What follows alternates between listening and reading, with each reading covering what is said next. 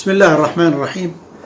ما زلنا في استعراض ذكرياتي مع فضيلة الشيخ نذير حامد رحمه الله، وذكر أساليبه التربوية، بعض أساليب عينات من أساليبه التربوية الرائعة الرائدة في التعليم وفي التربية.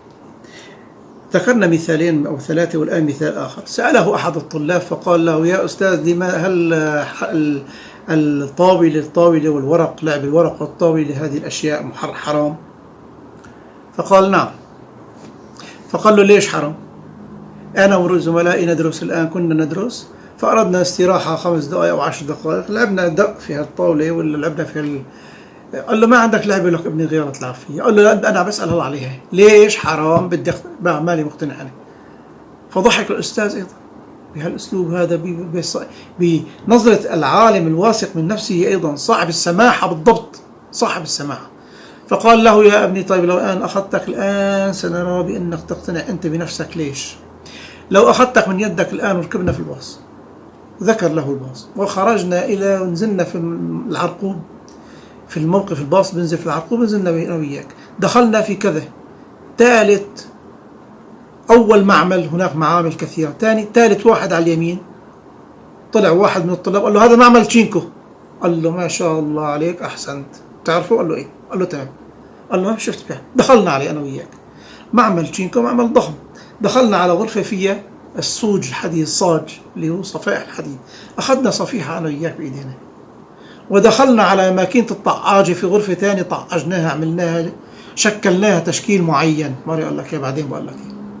بعد ما شكلناها تشكيل معين، أخذناها أنا وياك ودخلنا على الفرن، دخلت الفرن فبخها تشينكو، طلعت الآن آنية من التشينكو نظيفة جديدة جدا، من 4 ما تكون بيضاء. غسلناها. شو التشكيل شكلناها تشكيل نونية، اللي هي يقضي عليها الأطفال حاجتهم. أخذناها ونحن عارفين أنها نظيفة جدا وغسلناها. لو وضعت لك فيها طعام وقدمت لك يا بتاكل؟ فقال: لا، ما باكل. قال له: ليش؟ أنت بتعرف نظيف؟ قال له: لأنها كانت تستخدم. قال له: لأنه عندك ذوق، يعني لأنه عندك ذوق، ما شاء الله عليك، أحسنت والله، لأنها تستخدم تعافى نفسك. شفت قد عندك ذوق، ما شاء الله عليك. هذا الذوق مسلم. وهذه الألعاب تستخدم في القمار، وانتهكت أعراض فيها، وخربت بيوت، وعمل فيها جرائم كثيرة، لأنها تستخدم مسلم يعافى. ولكن مع ذلك جاء هدي النبي صلى الله عليه وسلم فأمر بتركها. تتركها ولا؟ قال له: والله ما عاد أمسكها بيدي نهائيا. هكذا كان علاج العلاجات. لأن فرق كبير بين أنه مدح الولد، وهذا لأنه عندك ذوق، بينما مدرس تربية إسلامية آخر سأله الطالب قال له: يا أستاذ، في رمضان إذا أنا عندي مسكة علقتها طول الليل وحيطة عندي على الطاولة الصبح ما فيها لا سكر لي، حطيتها تمي، في مانع؟ بهدله: ليش تمك أنشح أنت، إيش أكل نشح؟ سب الأستاذ وسب اللي سأله وصار مسكين.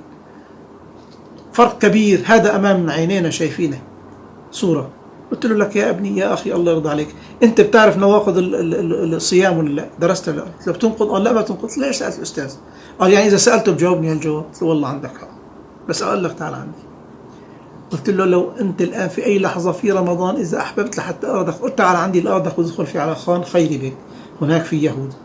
متى جاء رمضان كلهم اليهود لازم يشيلوا معهم بزر حتى يظهر أنه هو مفطر وهو صايم، ياكل. حتى مره ما معه شيء، عم يعمل ايده هيك بسيحه، عم ياكل فصص بزر، انه هو مفطر، انه هو يهودي موصى.